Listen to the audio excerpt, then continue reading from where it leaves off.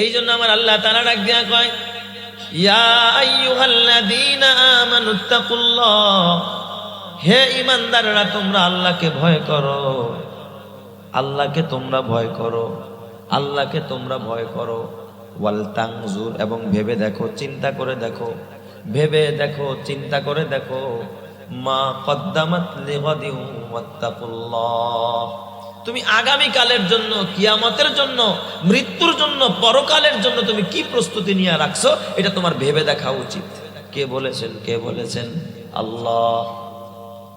ওয়াল তানজুর নাফসুম মা কদ্দামাত লিগাদিন ওয়াত্তাকুল্লাহ, আগামী কালের জন্য তুমি কি প্রস্তুতি নিয়েছো এটা তুমি ভেবে দেখো।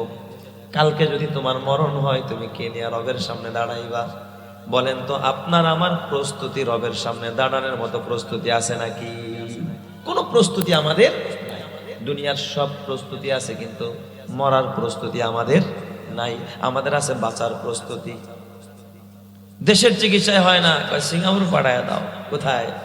বিদেশ পাঠায় দাও, আমেরিকায় পাঠায় দাও, লন্ডনে পাঠায় দাও, কানাডায় পাঠায় দাও, বড় বড় রাষ্ট্রে পাঠায় দাও চিকিৎসার জন্য। কিন্তু আমি আপনাদের কাছে বলতে চাই, যেই জায়গায় মানুষ বাঁচার জন্য যায়, হসপিটালে কি মানুষ বাঁচার জন্য যায় না মরার জন্য যায়? হ্যাঁ? কিন্তু বলেন তো, হসপিটাল থেকে লাশ বের হয় বেশি না বাড়ির থেকে লাশ বের হয় বেশি? আপনাদের এলাকার ঘরগুলো থেকে লাশ বেশি বের হয় না হসপিটাল থেকে বেশি বের হয়? অথচ হসপিটালে কি মানুষ বাঁচার জন্য যায় না মরার জন্য? কিন্তু ওখান থেকে ফিরে কি হইয়া? লাশ হইয়া। বাঁচা যাবে না, বাঁচতে চাইলেও বাঁচা যাবে না। এই দুনিয়া থাকার জায়গা না, এই দুনিয়া বাঁচার জায়গা না। কত প্রস্তুতি নিলা বাড়ি করার জন্য, ছেলের জন্য প্রস্তুতি আছে, মেয়ের জন্য প্রস্তুতি আছে, ঘরের জন্য প্রস্তুতি আছে, তোমার সমাজের জন্য প্রস্তুতি আছে, তোমার নেতৃত্ব দেওয়ার জন্য প্রস্তুতি আছে। তুমি আগামীকাল কি খাইবা এটার জন্য তোমার প্রস্তুতি আছে। কিন্তু আগামীকাল যদি তোমার মরণ হয়, মরার জন্য কোনো প্রস্তুতি তোমার কাছে নাই। কি বলেন, আছে? কোনো প্রস্তুতি আমাদের কাছে নাই। অথচ এটাই তো সবসময় দরকার ছিল, যে মৃত্যুর জন্য কি থাকা? প্রস্তুত থাকা। ওমর ইবনে আব্দুল আজিজ রাহমাতুল্লাহ আলাইহি, কত বড় আল্লাহর ওলি, অন্তিম মুহূর্ত মুমূর্ষ অবস্থায় আছেন ওমর ইবনে আব্দুল আজিজ। এই মুহূর্তে ওমর ইবনে আব্দুল আজিজের কাছে গিয়া তার কিছু ভক্তবৃন্দরা প্রশ্ন করে, হুজুর, আপনি তো একজন বাদশা, প্রেসিডেন্ট, আপনার তো নিজস্ব সম্পদ বলতে কিছু নাই, ঘর নাই, বাড়ি নাই। আপনি মরে গেলে আপনার ছেলে মেয়ের জন্য আপনি কি রেখে গেলেন? কি দিয়ে গেলেন? ছেলে মেয়ে আপনার পরবর্তী তাদের জীবন কেমনে চলবে? কি রাখছেন? ওমর ইবনে আব্দুল আজিজ ডাক দিয়া কয়, লোকেরা, তোমরা তো জানো না আমি ওমর ইবনে আব্দুল আজিজ আমার সন্তানদের জন্য আমি কিচ্ছু রাখি নাই। তবে আমি আমার সন্তানদেরকে আমি তাকওয়ার শিক্ষা দিয়েছি। আমি আমার সন্তানদেরকে তাকওয়ার শিক্ষা দিয়েছি, তাদেরকে মানুষ বানায় গেছি। আমি সম্পদ দিয়া সম্পদ রাইখা যাই নাই, সন্তানগুলোরে সম্পদ বানায় গেছি। আমার সন্তানেরা তাকওয়া অবলম্বন করেছে। যারা মুত্তাকি হয়ে যায়, এদের জিম্মাদার আর এদের নিয়ন্ত্রণ জমিনের উপরে থাকে না, এদের নিয়ন্ত্রণ গ্রহণ করেন যিনি, তিনি কে? আরো জোরে বলতে হবে, তিনি কে? মুত্তাকি যারা, যারা পরহেজগার হবে, আল্লাহওয়ালা হবে, এদের নিয়ন্ত্রণ এদের হাতে থাকে না, এদের লাগামটা আল্লাহর হাতে চলে যায়, এদেরকে পরিচালনা করে আল্লাহ। জোরে কন্যা আল্লাহু আকবার। বলেন, আল্লাহ পারে কে পারে না? আরো জোরে কোন পারে কে পারে না? এই জন্য ভিতরে তাকওয়া প্রবেশ করাও।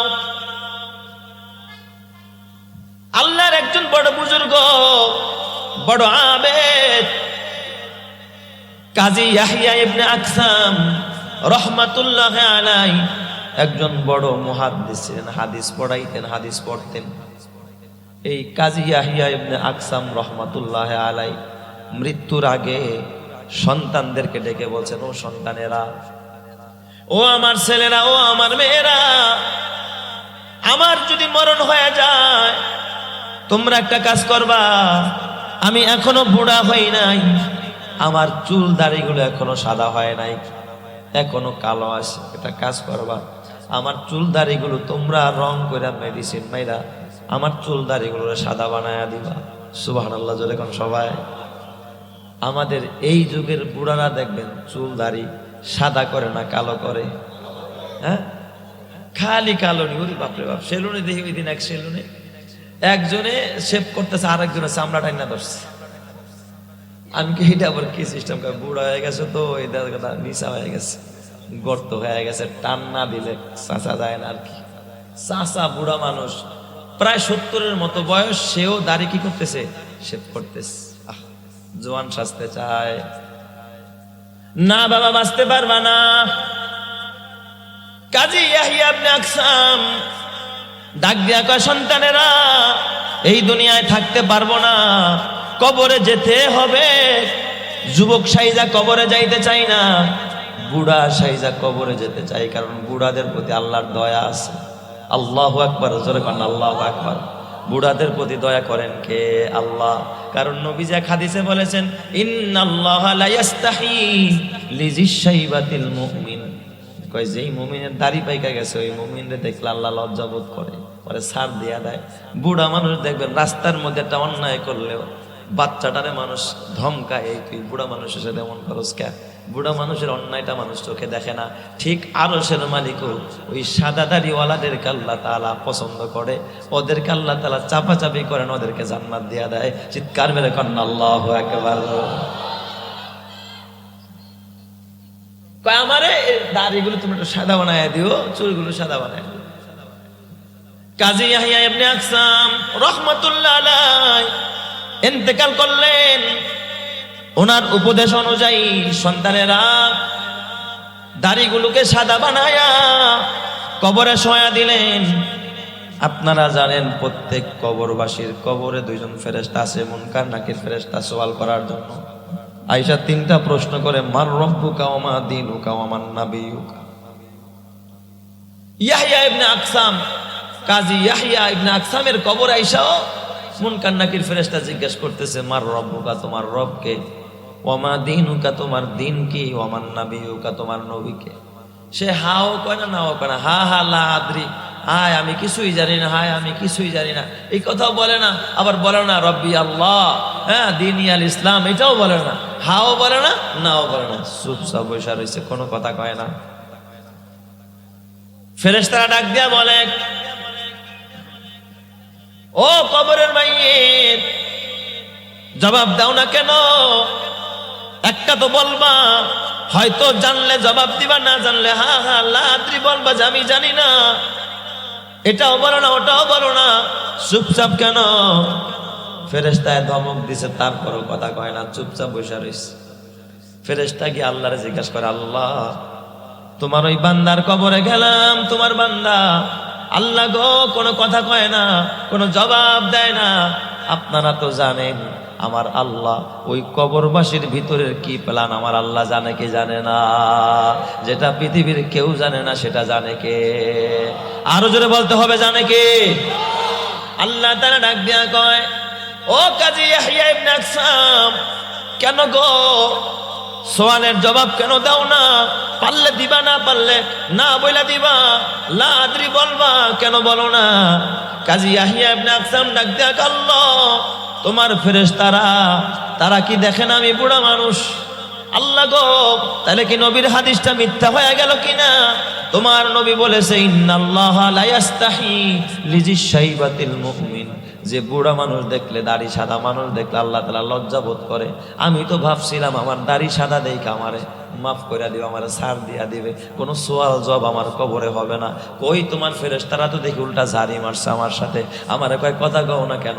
একটা তো বলবা, হা বলবা না, না বলবা। আল্লাহ গো, তাহলে কি তোমার বন্ধু তোমার নবীর হাদিস কি মিথ্যা হয়ে গেল কিনা? আমার আল্লাহ ডাক দিয়া বলে, না না না, আমার নবীর হাদিস মিথ্যা না, তবে তুমি তো অভিনয় করেছো, তুমি তো আসল বুড়া না, তুমি তো নকল বুড়া। কথা ঠিক না ঠিক জোরে কন? তোমার তো চুল দাড়ি সাদা হয় নাই, তুমি তো অভিনয় করেছ। তবে আমি আল্লাহ তোমার কাছে জানতে চাই, ও কাজী ইয়াহইয়া ইবনে আকসাম, এই কাজ তুমি কেন করলা? এখনো তোমার চুল সাদা কালা, এখনো তোমার মাথার চুল কালো, এখনো তোমার দাড়ি কালো, তুমি কেন কালো চুল আর কালো দাড়িগুলো কেন তুমি সাদা বানাইলা?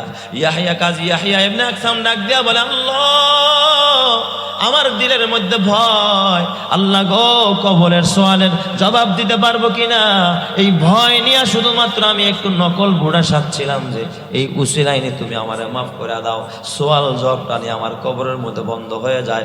আল্লাহ তাআলা বলে, ও কাজী ইয়াহইয়া ইবনে আকসাম, এটা যদি আমি রবের ভয়ে করে থাকো, যাও যাও, আমি আল্লাহও জানি তুমি আমার ভয়ে এটা করেছো, আমি আল্লাহ তোমারে মাফ করে দিলাম, আমি আল্লাহ তোমার জন্য জান্নাতের দুয়ার খুলে দিলাম। চিৎকার মেরে কন্যা আল্লাহু আকবার, আরো জোরে বলেন আল্লাহু আকবার।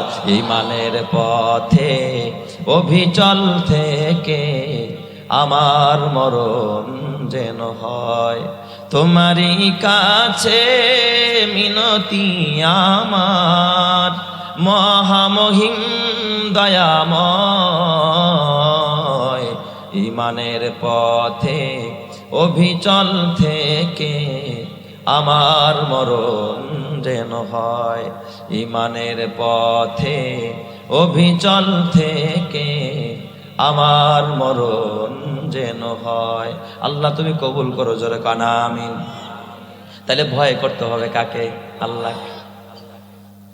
যৌবনের ইবাদত আল্লাহর কাছে বড় দামি।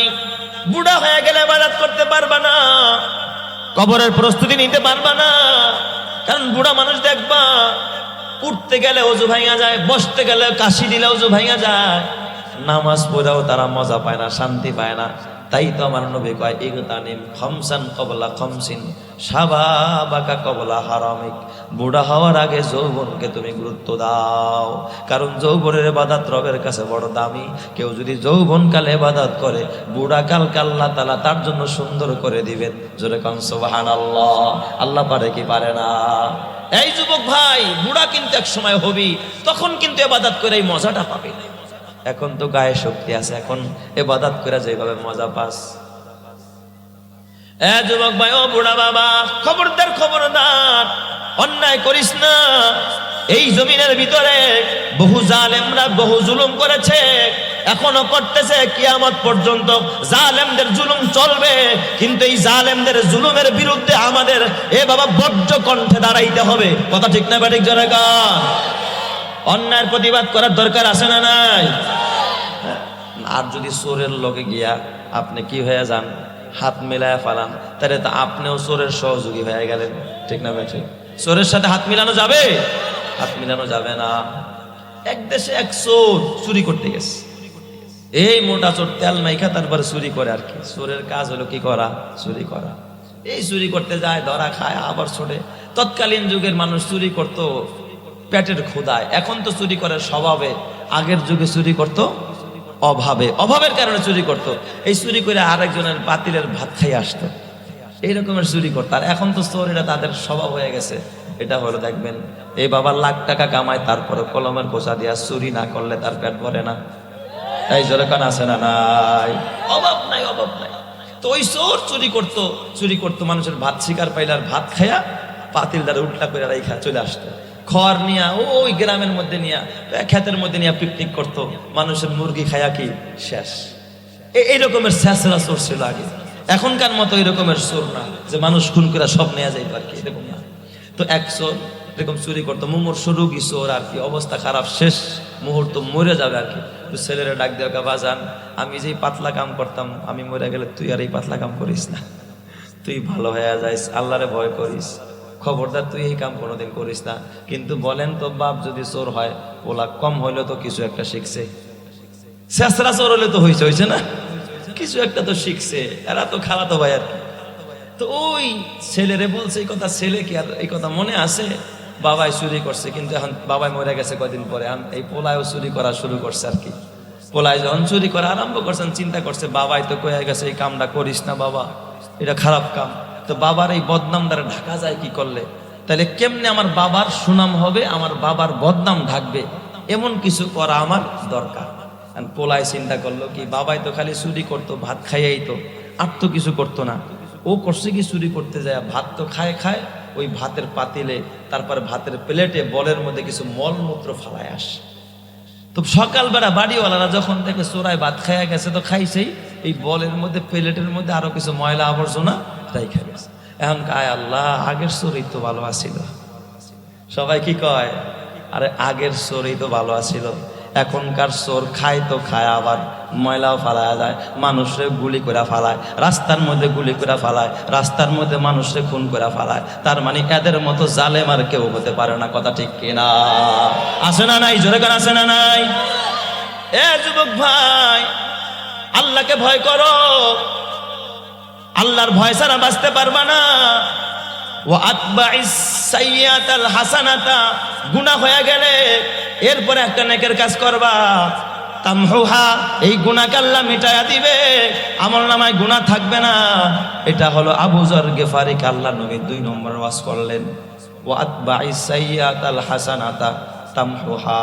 তুমি যদি গুনার পরে একটা নেকের কাজ করো, এই গুনাহটাকে মুছা দিবেন কে? আল্লাহ। আমরা গুনাহ করি তো করি, নেকের ধারে কাছেও যাই না। আর গুনাহ করলে দেখবেন নেক থেকে মানুষ এমনি দূরে সরে যায়। কিতাবের মধ্যে লেখে, নবীজির এক সাহাবী খেজুর বিক্রি করতেছে মদিনার বাজারে। নবীর সাহাবী, খবরদার বদ ধারণা কেউ করবেন না, নবীর সাহাবী খেজুর বেচতেছে। হঠাৎ এক মহিলা আসছে খেজুর কিনতে। তো মহিলা যখন খেজুর কিনতে আসছে, সুন্দরী রূপসী মহিলা, তখন পর্দার বিধান আসে নাই। তো উনি কয়, খেজুর কি আরো ভালো আছে? কয় আছে ভালো খেজুর, কিন্তু এখানে নাই, পিছনের বারান্দায়, পিছনে আসেন। এই মহিলারে পড়ায় পিছনে নিয়ে গেছে। তার উদ্দেশ্য খারাপ, মতলব খারাপ, হাতটা ধরে বসছে। সাহাবী কিন্তু, নবীর সাহাবী কিন্তু কি ধরে ফেলছে? হাত ধরছে। হাত ধরার পরে দিলের মধ্যে আল্লাহর ভয় জায়গা গেছে, আল্লাহ আমি কামটা করলাম কি? হাতটা ছাইরা দিয়া তার কাছে ক্ষমা চাইয়া, দোকানদারি ফালায়া নবীজির দরবারে দৌড়া, ইয়া রাসূলুল্লাহ, ইয়া হাবিবাল্লাহ, আমি তো অন্যায় করে ফেলেছি, যুবতী নারীর হাত ধরে ফেলেছি, নবীজি আপনি দোয়া করে দেন, আল্লাহর কাছে আমার জন্য একটু সুপারিশ করেন, আল্লাহ যেন আমার মাফ করে দেয়। সুবহানাল্লাহ জোরে কোন সবাই, আমার আপনি তওবা করায়া দেন। ওই সময় আজান হইতেছিল, নামাজের টাইম। ওই সময় ছিল নামাজের টাইম। নবীজি ডাক দিয়া কয়, এই সাহাবী, আগে ওযু বানাও, মসজিদে যাও, নামাজ আদায় করো, নামাজ পড়া তারপরে আসো, আমি মসজিদে বইসা তোমার বিচারটা করবো, আগে নামাজ পড়ো। সাহাবী ওযু বানাইলেন। খেয়াল করে শুনেন, হাদিসের মধ্যে আসছে এই ঘটনা। সাহাবী ওযু বানাইলেন, ওযু বানাইয়া নামাজ আদায় করলেন। নামাজ আদায় করে নবীজির কাছে যখন আসলেন, নবীজির কাছে আসার পরে নবীজি মুস্কি মুস্কি হাসতে যায়, সাহাবীর দিকে তাকায়া ডাক দেয়া বলে, সাহাবী তুমি জানো না, আমার আগেই তোমার এই ঘটনা আল্লাহর আদালতে পৌঁছায় গেছে। তুমি যে গুনাহ হওয়ার পরে যে নামাজ পড়েছো, এই মনোযোগ সহকারে খুশু খুজুর সাথে নামাজ পড়েছো, তোমার এই নামাজের বদৌলতে আমার আল্লাহ তোমার ওই গুনাহ মাফ করে তোমার ব্যাপারে আল্লাহ আয়াত নাজিল করে দিছে। চিৎকার মেরে কন্যা আল্লাহু আকবার।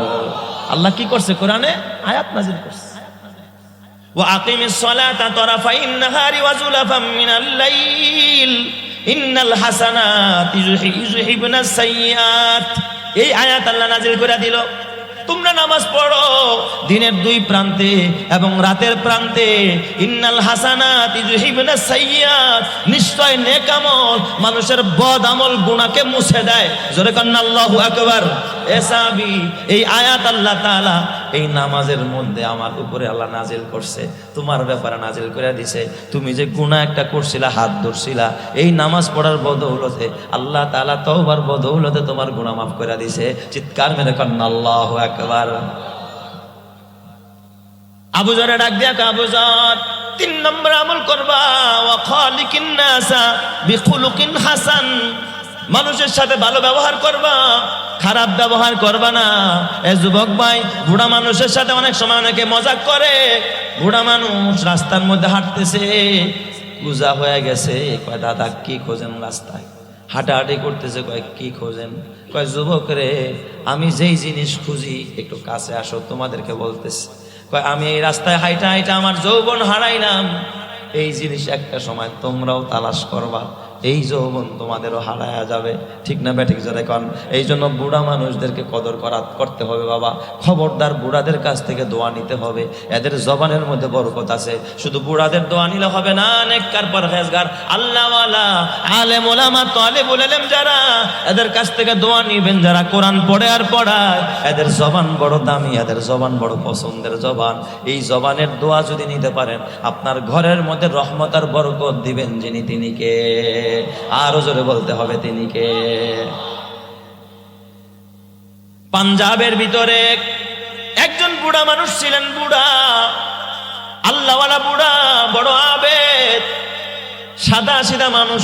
এই যে পীর সাহেব মধুপুরকে আপনারা দেখেছেন, একজন আমলি মানুষ, আল্লাহওয়ালা মানুষ, আকাবেরদের প্রতিচ্ছবি। আল্লাহ তাআলা যেই মানুষটার শরীরের মধ্যে, যেই মানুষটার ঘেটাবের ভিতরে নকল হরকতের মধ্যে আল্লাহ দান করছে, সুবহানাল্লাহ জোরে কোন সবাই।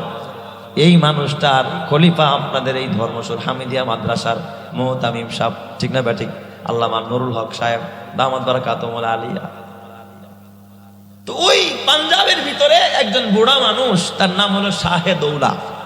এই নামেই তিনি প্রসিদ্ধ, বড় আল্লাহওয়ালা, বড় বুজুর্গ মানুষ। ওই পাঞ্জাবের পাশেই ছিল নদী। নদী একবার ভাঙন শুরু করে দিছে। এই যে পদ্মায় মাঝে মাঝে ঠেলা মারে, মারে না?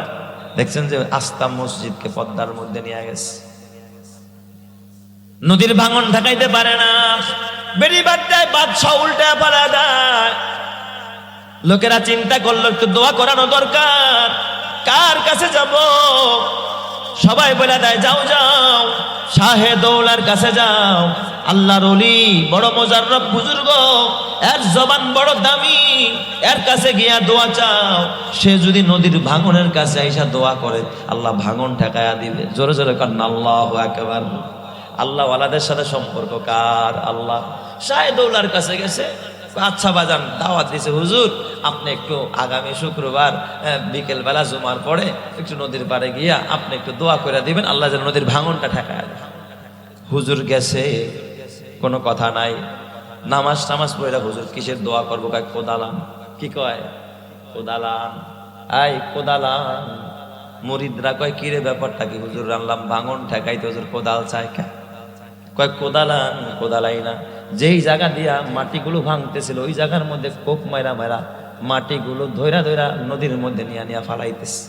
মানে আরো উনি কাটতেছে, ভাঙার মধ্যে কি করতেছে? আরো ভাঙতেছে। জুতু মেরা তু সব মেরা, ফালাক মেরা, জমি মেরি। জুতু মেরা তু সব মেরা, ফালাক মেরা, জমি মেরি। अगर एक तू नहीं मेरा तो कोई शै नहीं मेरी। হুজুর কোদাল দিয়া কাইটা কাইটা আরো ভাঙন করতেছে, আরো মাটিগুলো নিয়ে নদীর মধ্যে ফালায়, নদীর ভিতরে কোদাল দিয়া মাটি কাটতেছে। মুরিদরা কয় হুজুর আনলাম দোয়া করার জন্য, এটা কি করে?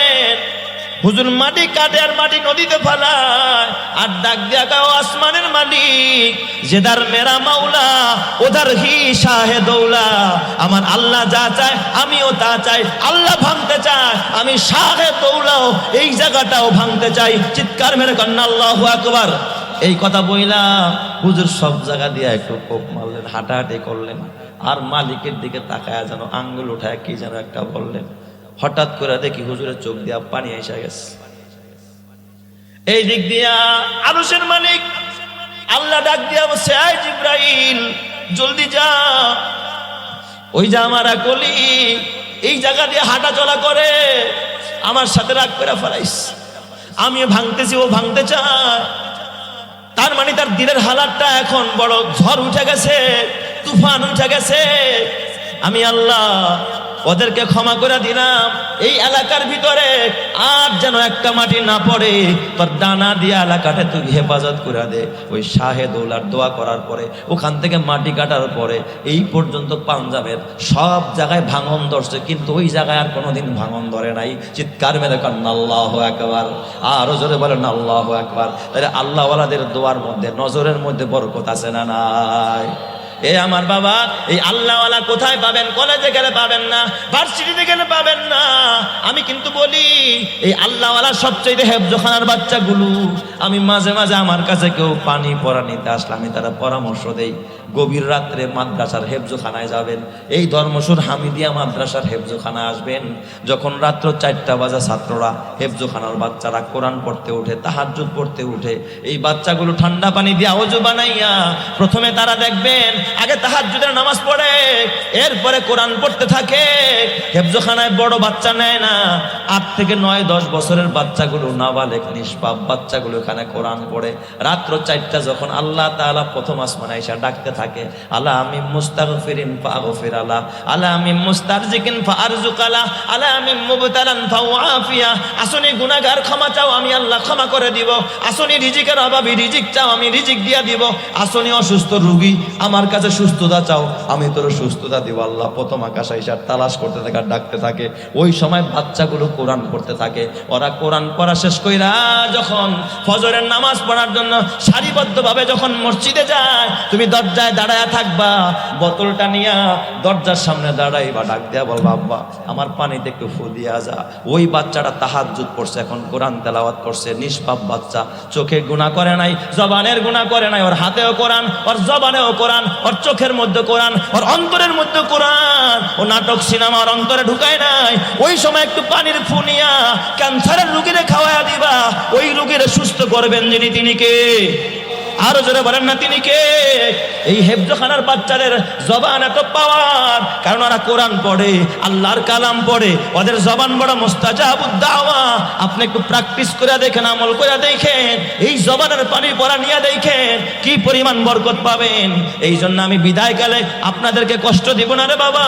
এই মাদ্রাসার, এই হেফজোখানার, এই কোরআনের ছাত্রদের, হাফেজদের, আলেমদের কিছু খাবার দরকার, ওরা যেন খানা খায়া খোদা